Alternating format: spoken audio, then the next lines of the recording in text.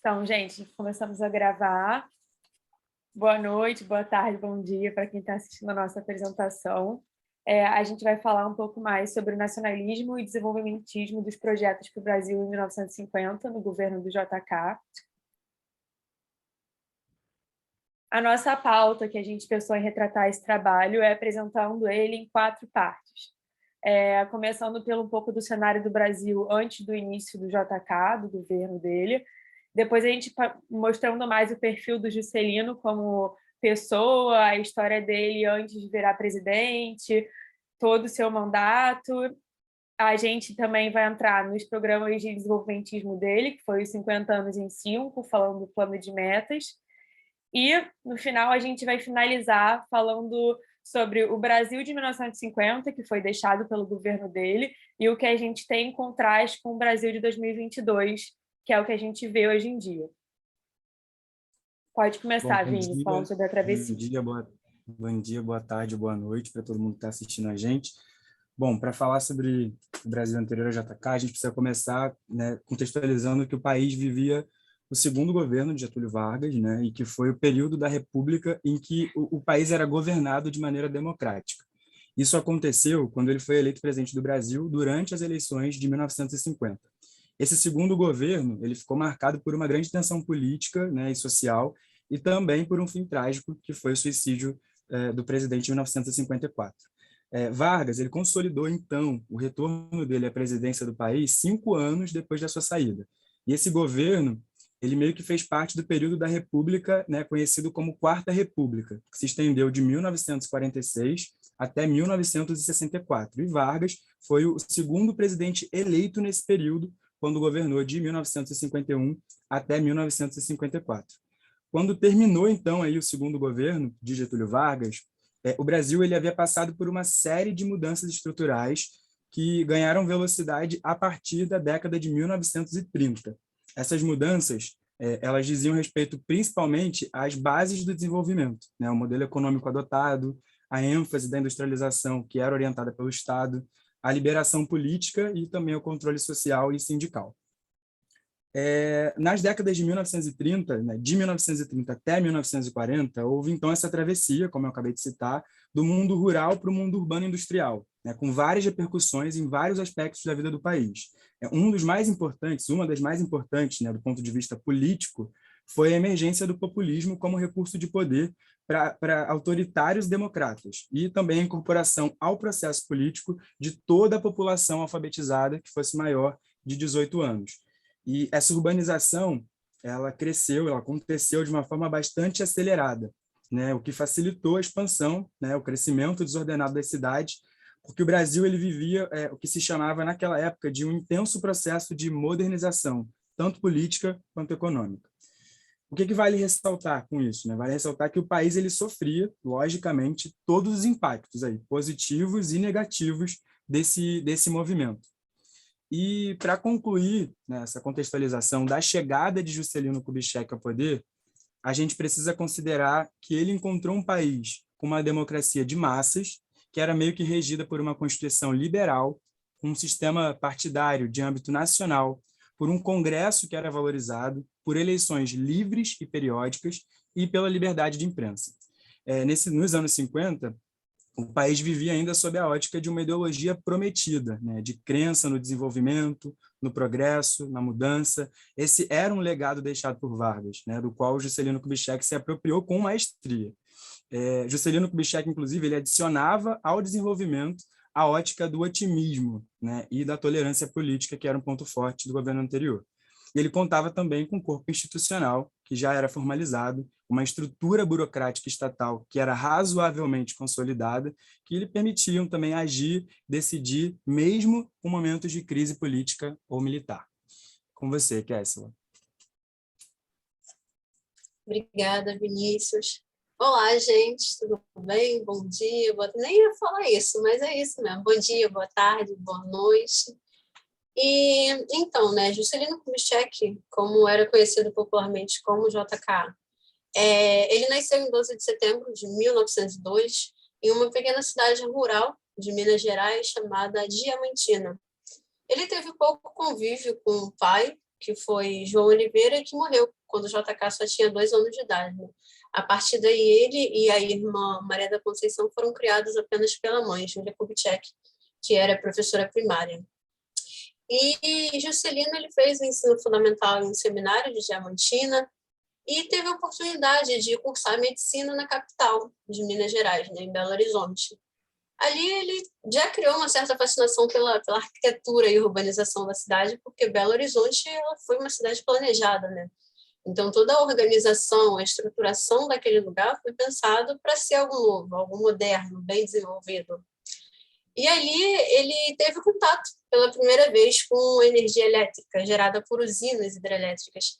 Então, tudo isso foi muito novo para ele, porque, como eu falei, ele vinha de uma cidade pequena, sem as mesmas tecnologias que tinha em BH, e uns anos depois ele fez uma especialização na França, e depois estagiou na Alemanha. Então, o contato que ele teve com a cultura estrangeira não passou batido, né? Quando ele voltou ao Brasil, ele trouxe essas mesmas influências estrangeiras de desenvolvimento, de modernidade, que já tinham aqui do governo anterior de Getúlio Vargas.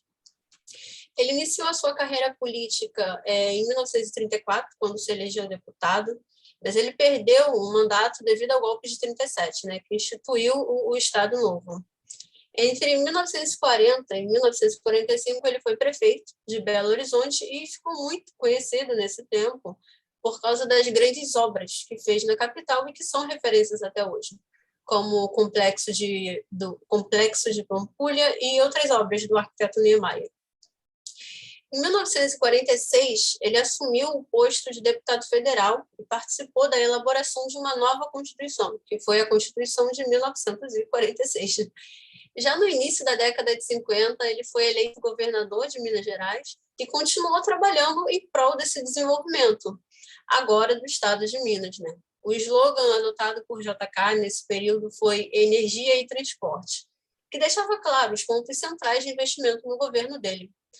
Um de seus grandes feitos nesse período foi a criação da CEMIG, Centrais Elétricas de Minas Gerais, que construiu 5 usinas para a produção de energia elétrica. E assim, chegar à presidência do Brasil em 1956 não foi uma tarefa fácil para JK.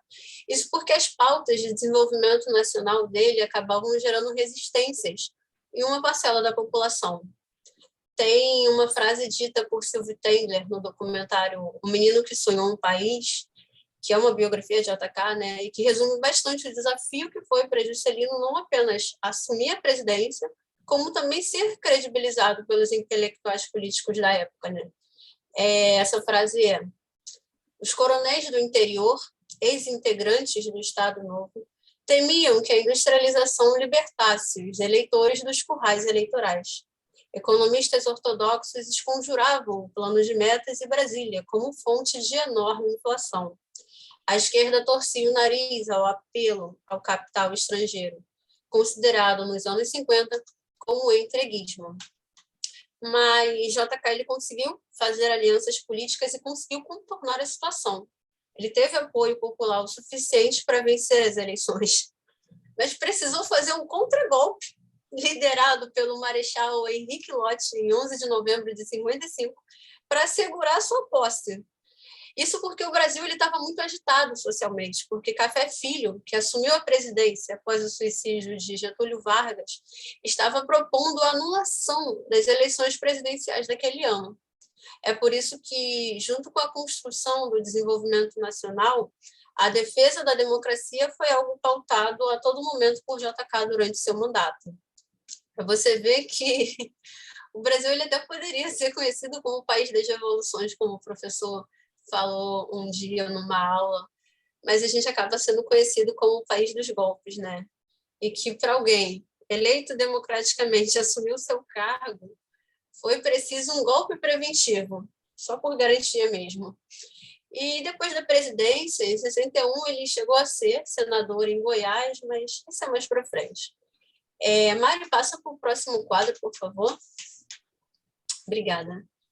Eu separei esse trecho do artigo Os Anos de JK, Industrialização e Modelo Oligárquico Específico de Desenvolvimento Rural, da Vânia Lousada, que sintetiza bastante o que foi e como foi esse perfil desenvolvimentista de Juscelino no Brasil naquele período, que é o perfil desenvolvimentista de Juscelino configurou-se bem cedo, quando ainda era prefeito de Belo Horizonte, e depois governador de Minas Gerais. Mas foi só em sua campanha à presidência da República e, sobretudo, durante sua administração, que o desenvolvimentismo, ou nacional-desenvolvimentismo, se consolidou como um estilo de governo e como um projeto social e político para o Brasil, cujos traços essenciais eram o compromisso com a democracia e com a intensificação do desenvolvimento industrial de tipo capitalista. Agora é com você, Mari. Como é que tá passando? Agora a gente vai falar dos 50 anos em 5, que é resumindo o governo, era um governo resumido em movimentação, ação e desenvolvimento. Getúlio Vargas falava muito disso e corria muito atrás disso, e era uma coisa que ele significava muito dentro do governo dele.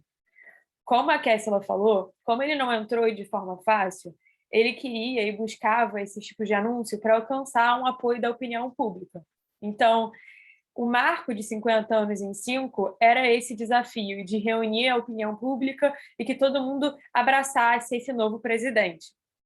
Para cumprir com essas promessas, ele desenvolveu o plano de metas, que seriam 30 metas a serem realizadas para finalizar esse governo cheio de desenvolvimento e em prol de sair desse Brasil agrário e latifundiário, dessas famílias que governavam essas áreas e essas fazendas. Ele queria alguma coisa mais industrializada, automobilísticas, rodoviárias.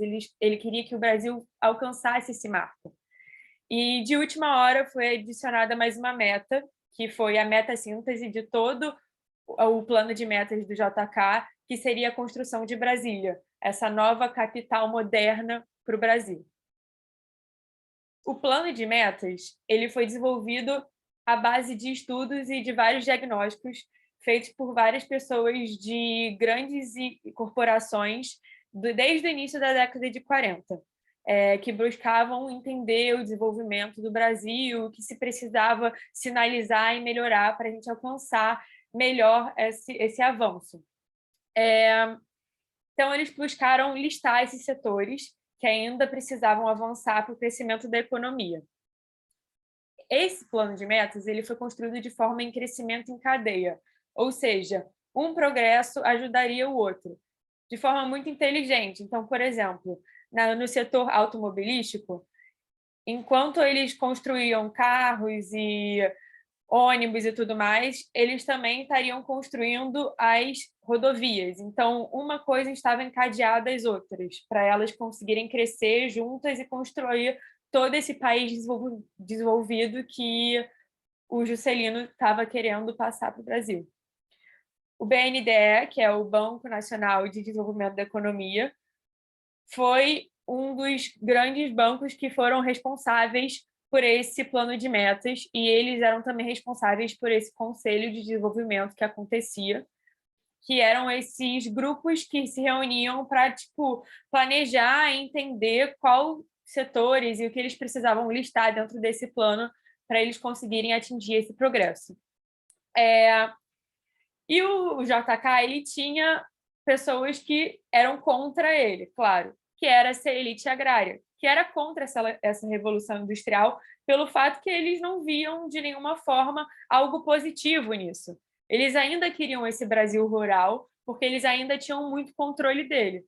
E o JK, em contrapartida, queria essa revolução democrática burguesa, que era em busca dessa industrialização e dessa nova burguesia, que seria esses donos de fábrica, de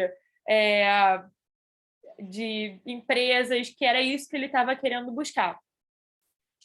Então, também tinha a posição dos esquerdistas, que era contra a entrada de capital estrangeiro, que era também algo que o JK era extremamente a favor, que ele dizia que a gente só vai conseguir se desenvolver e crescer dentro desse Brasil se a gente se aliar ao estrangeiro, que é quem tem dinheiro, quem tem poder, e trazer eles para dentro do Brasil, principalmente para a gente conseguir ter essa entrada e esse crescimento das fábricas e todos esses setores que a gente precisa avançar. Então, os 5 setores dentro do plano de metas seriam de energia, transporte, alimentação, indústria de base e educação. Vale a pena ressaltar que a indústria de base, de fato, era o maior setor de Getúlio Vargas e é o que lhe dava mais importância. Energia e transporte também, porém, educação, que seria também algo super importante, mas também é um dos motivos que JK pode ser muito... que as pessoas apontam como um lado negativo de JK, é que ele não deu muito suporte à educação. Dentro do plano de metas, a educação, por exemplo, era até um tópico que ele só falava de formação pessoal técnico, ou seja, puxado para esse lado de formar engenheiros até para conseguir alimentar esse resto dos setores, que era de energia, transporte e indústria de base. Ou seja, ele precisava de pessoas formadas nessas áreas para conseguir continuar esse crescimento desses setores. Então, mostrando um pouco dessas imagens, a gente até pegou essas imagens do banco de dados da FGV, que eles têm bastante coisa lá. Então, mostrando do setor automobilístico sendo construído carros no Brasil e não importados de fora, que era uma coisa que ele prezava muito, porque essas importações eram caras, então ele queria que o Brasil fosse moderno e que a gente construísse a nossa própria história, que a gente tivesse o nosso próprio setor industrializado e capacitado, sem necessidade dessa importação de peças, que a gente conseguisse fazer isso tudo dentro do próprio Brasil, um produto brasileiro. E agora a gente vai falar um pouco mais da metassíntese de JK, que era a construção de Brasília. Vale a pena citar que a construção de Brasília não foi uma ideia simplesmente de JK, tipo, tirou isso do nada. Existia já um sonho antigo de mudar a capital do Brasil para uma outra cidade.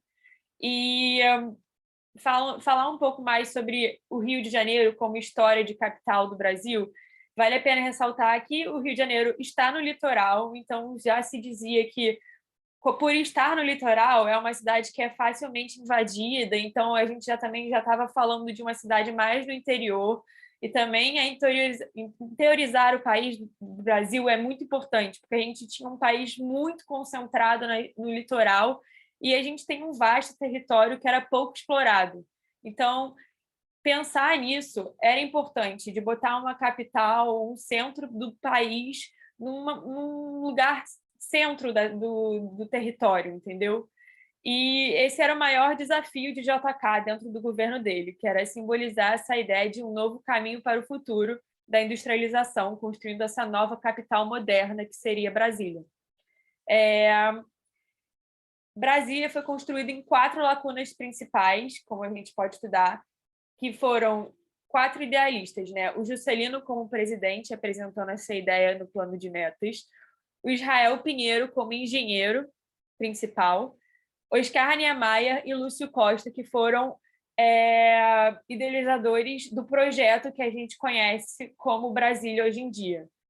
A inauguração de Brasília aconteceu em 21 de abril de 1960 e levou 3 anos para a finalização dos prédios principais, ou seja, foi uma obra super rápida, porque Juscelino sabia que, como síntese principal do seu plano de metas, se isso não fosse cumprido, várias coisas recairiam sobre ele, sobre as dúvidas da população em relação do que ele ia dar a esse governo. Porém, Brasília recebeu várias críticas, tanto positivas como negativas. Ilha da Fantasia, e em relação a ele ter uma insensatez de, tipo, contra-argumentar o FMI, que dizia dele não fazer todas essas obras, e contra essas gastação de dinheiro, que levou muita verba pública, e isso fez realmente o Brasil, na época e posteriormente, se endividar muito. Porém, também muita gente retrata como um milagre, uma decisão corajosa tomada por ele, porque ninguém realmente fez isso antes e, como eu falei, era um sonho antigo que já devia ter sido manobrado. Então, existem esses 2 olhares em relação à construção de Brasília. E em relação aos resultados todos desse plano de metas, eu resolvi citar essa frase, da Sueli Braga, que eu tirei do site da FGV, que ao final dos anos JK, o Brasil já havia mudado. Muitos foram os avanços e muitos foram as críticas às opções de JK pelo crescimento econômico com recursos ao capital estrangeiro, em detrimento de uma política de estabilidade monetária. O crescimento econômico e a manutenção da estabilidade política, apesar do aumento da inflação e das consequências daí advindas, deram ao povo brasileiro o sentimento de subdesenvolvimento não deveria ser uma condição imutável. Era possível mudar e o Brasil tinha começado a fazê-lo. Então, em resumo, é muito o que eu falei. O JK deu uma visão para o povo brasileiro que era possível mudar, mas realmente ele deixou um país com muitas dívidas e que a estabilidade realmente não foi alcançada, mas foi uma opção dele como governo entregar esse modernismo e esse desenvolvimento para o país. Agora, Edu, é com você. Eita. Porque eu pego justamente um gancho que você acaba tocando. Bem, de tantas mudanças, de um plano de 50 anos em 5, será que a gente conseguiu continuar com esse sentimento de transformação, com esse sentimento de mudança? Bem, a gente se estrutura a falar agora sobre os reflexos das transformações começadas em 1950 e o que a gente tem como hoje nesse retrovisor. Porque, apesar de quase 72 anos de mudanças, e mudanças essas calcadas em diferentes governos, não há nenhum plano de metas que se pareça com o modelo apresentado por JK, apesar da contrariedade do próprio governante e das suas ideias. Mesmo os demais governantes, e aqui eu não eximo nem tiro da lista os militares durante um dos golpes, como a Kéfera falou, o Brasil é recheado de golpes, então um desses golpes foi da ditadura militar. Nem mesmo os governantes durante a ditadura militar, com falhas menores ou maiores, não se frutificaram em estruturar um projeto de nação. Políticas públicas calcadas em uma estrutura que permanecesse por um longo período. Essa é uma das análises presentes e que estão muito claras nas obras O Essencial de JK, Visão e Grandeza, Paixão e Tristeza, uma biografia autorizada escrita pelo ex-ministro e jornalista Ronaldo Costa Couto, e também a obra JK, O Artista do Impossível, escrito pelo jornalista Cláudio Bojumba.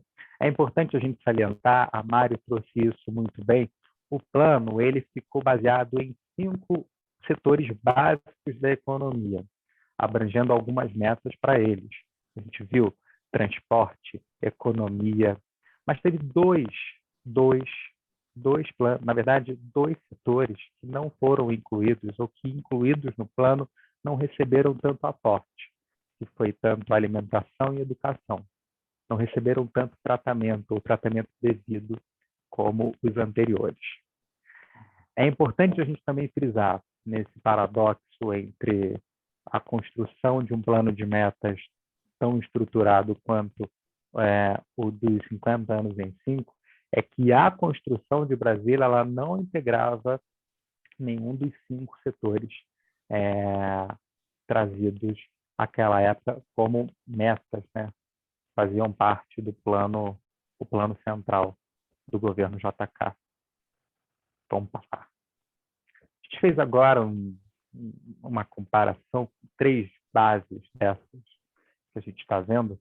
Mari, pode passar o seu caso?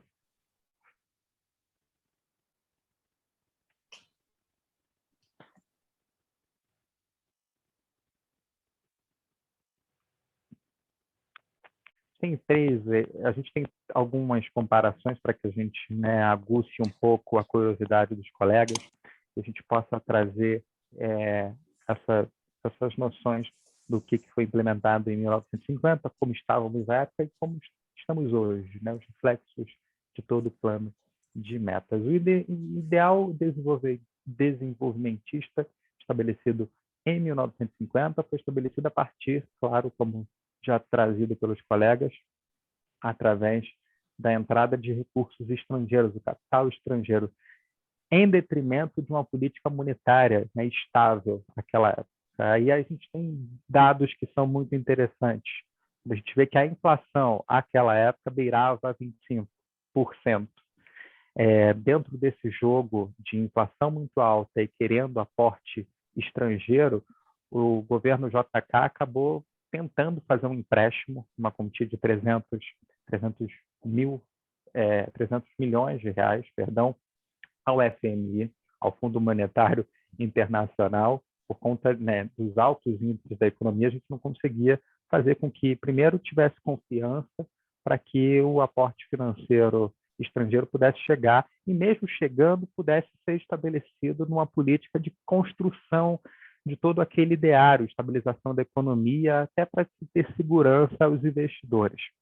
O FMI, aqui eu vou fazer a leitura aqui, no nosso português claro e objetivo, e falaram, olha, primeiro arruma a casa de vocês e depois a gente consegue fazer esse empréstimo. Isso tudo para dizer que os índices da economia à época não eram bons e não facilitavam a política do plano de metas estabelecido por por JK.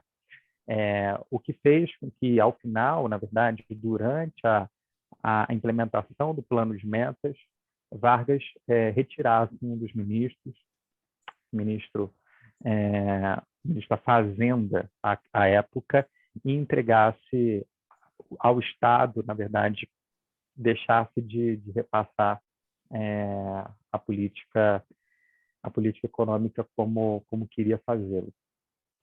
Bem, economia de 2022, temos aí uma recessão de quase 10 anos, atravessados por uma pandemia, nenhum projeto estável de política econômica que favoreça os brasileiros, mas um ideal desenvolvimentista também calcado na entrada de aporte financeiro estrangeiro. Pode passar, Mari.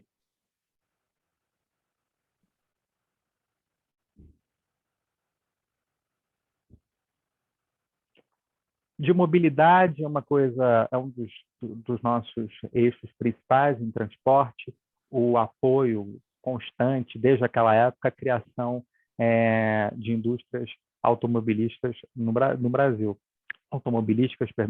Desde então, a gente tem uma carga de recebimento de indústria de fora para a criação de carros muito grandes e até que denota o nosso colapso das grandes cidades com muitos carros, mas que não temos a possibilidade, né, de pensar outros modais que não sejam infelizmente o rodoviário. O Brasil acabou não criando perspectiva de construção de outras possibilidades dentro desses 72 anos. Ainda hoje não temos uma base sólida.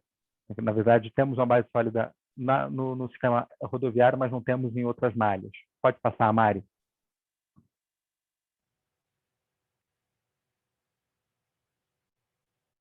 Pode passar.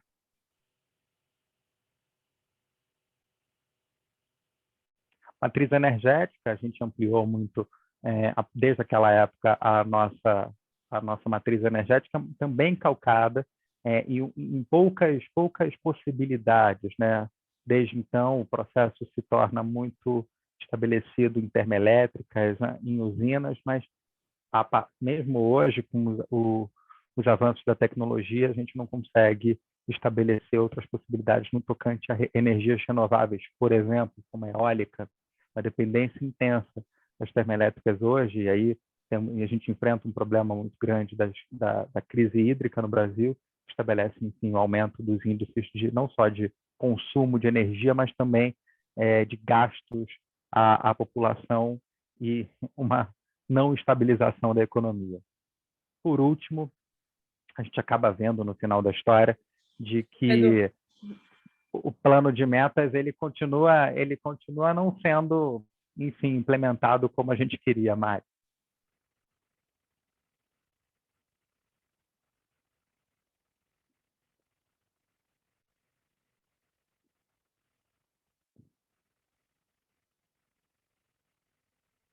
Não seguiu aí, não?